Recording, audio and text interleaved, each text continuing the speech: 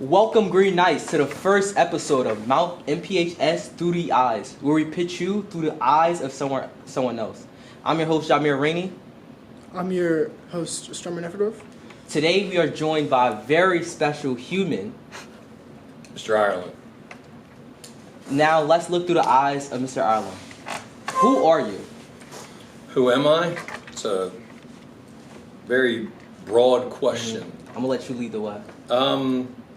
I feel that I'm a parent. I feel like I'm an ally. I feel that I'm a person who sticks up for the underdog. I feel that I am someone who can relate to my students. I'm a teacher. I'm an educator. I'm also someone who constantly learns because those who think they know everything are the dumbest ones of all. I fully agree. Yeah. What do you do for work? I'm a teacher at Mount Pleasant High School. Engineer teacher? I'm an engineer teacher at Mount Pleasant High School, Yeah. even though I am not an engineer. I am a carpenter, and they've known that. I do have my technology certification. However, I am not an engineer. I didn't even know that. Okay, so where are you from again? I'm from Wilmington, Delaware. What is your ethnicity? Caucasian. I should have briefed them. I wanted to. This is gonna keep rolling. I can't cut No, it. you can't. Can we cut it now? Just keep going. Just keep going. Just keep going. Irish descent. I'm an cut it American later. of Irish descent. Okay. Yeah. Sorry. Okay. So when someone asks me what my heritage is and my culture, your culture. That's right. Yeah. I would say that I'm an Irish American because my ancestors fought very hard for me to come to America and to be American. So I do not declassify that.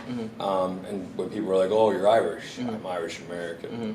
And that's what I think a lot of people forget sometimes. Being an American is a privilege because our ancestors were either stolen and brought here, or were fought to be here, or almost died coming here in ships that were just horrific.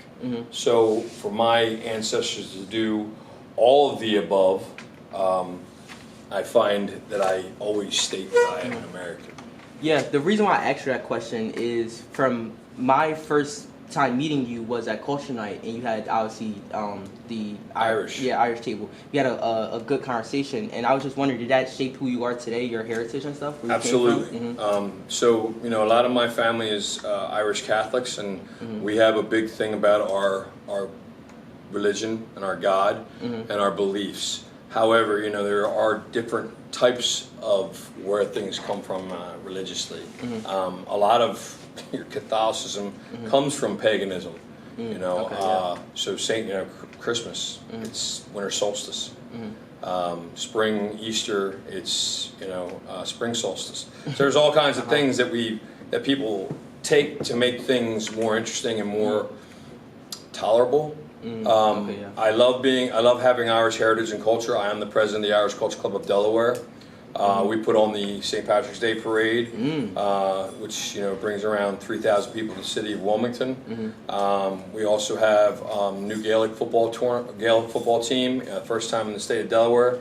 Gaelic football is over 3,000 years old. It's one of the oldest types of sports. With hurling, we just had a tournament over the weekend at Abensinia Stadium. It's an all-day event. A lot from Philadelphia came down. We also have Irish dancing competitions. It's called a fashana, and that is like world known. So we have that down at the riverfront, the Chase Center. And that's a 3-day event. If somebody was watching and they wanted to participate in those events, could they do that? Well, you would have to go to an Irish dance school. We have 5 Irish dance schools in the state of Delaware. McHugh, McDade, Immaculate Paulson, and I can't think of the last one off the top of my head, and I apologize. Or 2 actually. However, you'd go to those dance schools and they would teach you the traditional parts of Irish dancing. It's not just getting up on top of a bar and shaking the legs around. So, but just going back onto your occupation, me personally, I always have a strong respect for teachers and anybody that's in public service. I don't think as a society we respect that as enough. So did you originally want to become a teacher, or how did you? Okay, funny story. So I I got out of school, graduated high school, and I went to Wesley for a year to play football. I didn't do too well with the freedom that I was given. I left after the first year, came home to Wilmington from Dover. I started doing criminal justice at Del Tech. I thought I was going to be a police officer. Okay. During that time, I was working as a union electrician apprentice. I ended up finishing 3 years of an apprenticeship, got an associate's degree in criminal justice. Didn't want to do either one of those, and got a little bit of poor decisions, and ended up going in the Army. I went in the Army for 4 years. I was a tanker in the Army, M1A1 armor crewman. Went overseas, and then I came back and decided that I was going to move down to the beach, and I did. I was a carpenter. I was a carpenter for about 8 years. 4 down the beach, and then 4 up here. Which time my father was teaching at Howard High School of Technology, and he was teaching electrical trades. And he said, you know, they had a position, and I was like, I'm not sure, man. You know, there's a big pay cut. Yeah. Dealing with kids, I'm not sure. And he said, I think you'd be really good at it. And I thank him every day. Yeah. So I ended up going there. I did 9 years teaching carpentry at Howard High School, and I left there and I went to McCain. I got administration, doing discipline, and I worked with Mr. Norton here, and I've learned a lot of good things from a lot of good people. One thing I can tell you is that there's always someone that can teach probably better than me, but doesn't mean they can relate to the student. I can relate to the student. I listen to the student. I remember being your age. I think a lot of people forget how it is to be a teenager. And furthermore, they don't realize what it's like to be a teenager today. You know, when I was in high school, things would happen and you go home and that'd be the end of it. Yeah. Today, things follow you. Instagram, Snapchat, not so much Facebook for you guys, but you know, you get what I'm saying. No, you know, I everything just, you know, and then it compounds, and then you've got other people getting involved that you don't even know. And then you kind of feel suffocated. It's like it's just so much stuff. You don't even know where to start and how to navigate. It's really easy to let the darkness overtake your mind. Yeah. And I think that a lot of you guys today have a lot more to deal with than what we did. However, same breath that I say that, as usual, most teenagers make a mountain out of a molehill. However, again, that's not for me to decide or to judge. What I can say is, you know what, I'm here for you. Help. Yes. I hear you, and I want to listen, and I'm going to give you some insight if you were open to it. Most time people are like, you know what, Ireland, I really appreciate that. It's another thing about me is I don't make you call me Mr. Ireland. If you want to, that's great. But if you don't, as long as you call me Ireland, we're good. My biggest thing is as long as you're calling me and coming to me or coming to someone to discuss things, then I think we're making the way that we need to make. I was just going to call back to when you said you made a lot of poor decisions. I was just wondering, I think a lot of people, just humans, can relate. Obviously, poor decisions that's always been made. But what would you say to old you, to, you know, just as a God of wisdom, or what would you want to say to that man back then? Your greatest lesson is your last mistake. Okay. Wow. Yeah. So, what lesson? Yeah. Here's the thing. When you make the same bad decision over and over again, it's no longer a decision, it's a choice. You are choosing to do that. So you are making that choice, okay, that you keep going the bad way or whatever you want to call it. So we all have regret, and I don't care what anybody says, oh, I don't have any regret. They're a liar. We all have some type of regret. I mean, it's not a negative word. Regret is something that makes you think that I wish I did it differently. But it also allows you to realize that the next time it presents itself, which the universe will present itself again in some way, shape, or form of the same type of decision, this time you'll say, ha, I'm going to do it this way this time. And, you know, sometimes you don't, you know. But, however, like I said, your greatest lesson is your last mistake.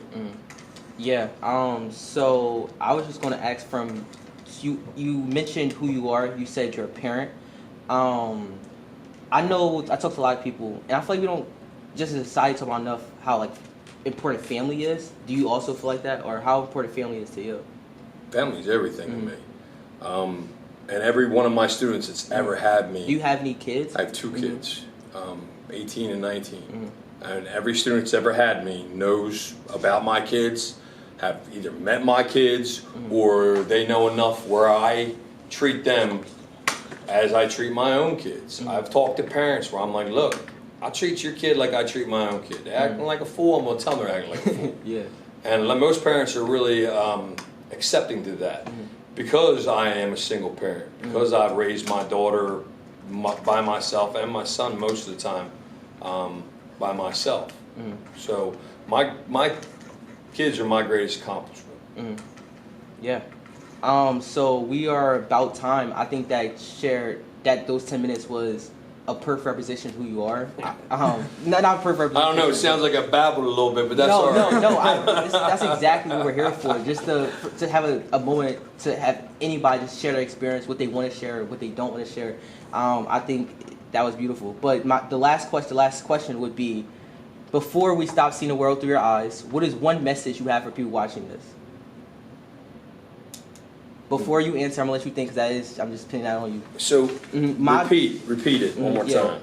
So now to cap this episode off, we go around and say one message that we have for people watching this. What is your one message? I will start first. Strummer will go and you'll go to have some time to think, because this is important. So my message, we do a different one for every episode. I will say, tell your loved ones you love them anytime. Sometimes I've just been thinking about a lot. I just experienced like a death in my family, and we only tell I love you if you're maybe giving them something, or if you're saying goodbye. But maybe as a society we could change that and just say I love you in the middle of a conversation, or when you're saying hi, or just say it more often. Just appreciate the ones you love, because truly you don't know when they will be gone, or even when the relationship will end or change a certain way. But just appreciate the ones you love. Yeah. My one message would be to surround yourself with people that are good for you. Because for years, my first years of high school, even elementary school, I surround myself with people that they weren't necessarily good for me, and they weren't like me. They weren't similar to how I was. And it took a long while, actually, until I met Jamir, to find someone that was really I could be very vulnerable with and really click with. That was a friend. And I think because I met Jamir, he introduced me to a lot more people that are really good for me. Right. And it's a really big thing in my life now, just having really strong connections with my friends, because I didn't really have that beforehand, or to such extent like this. There you go. So that would be my one message. Just surround yourself with people that are good for you, because it makes way more of an impact than you'd think. Agreed. I'd say always remember that pain's a part of life, but suffering's optional. Always remember. That's new. I didn't hear that. Yeah, I love that. Wow, that was beautiful. Remember to surround yourself with people that make you better than who you were yesterday. Always say you love the people you love. Every damn day. So that you don't live in regret, and that you are not suffering. So I would say that's how I would end my process here. That was beautiful. I think it's an applause. Yeah, that's episode. All right. Thank you so much. Thank you. That was great. It was. Next time.